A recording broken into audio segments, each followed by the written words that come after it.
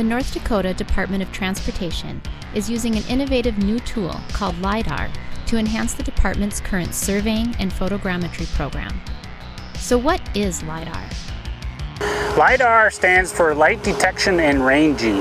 What that is it's a laser that's emitted from the belly of a drone or an airplane, and the laser comes down to the Earth's surface, and as soon as it hits something that has a light reflection of it, it returns that laser emission back to the source it came from. The DOT currently has 3 LiDAR units in operation. A large unit mounted in an airplane, a smaller unit affixed to a drone, and a stationary unit mounted to a tripod. Operations for the LiDAR unit in the airplane are going to be able to cover a much larger area.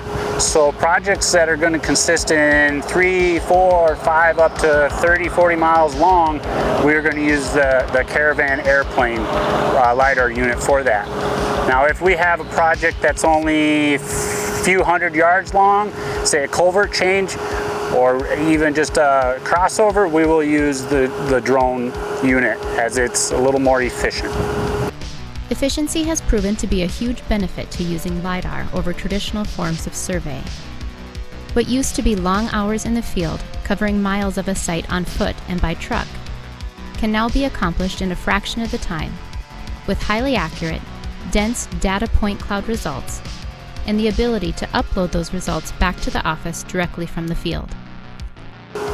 Once mission execution is done, we can land, and we do have the software and computer to transport the data back to the office through our network internet. And then they can begin processing the data at the home office. This can all happen within a couple hours and have a complete surface area of the project site. LiDAR-based survey saves both the state and the traveling public time, money, and aggravation.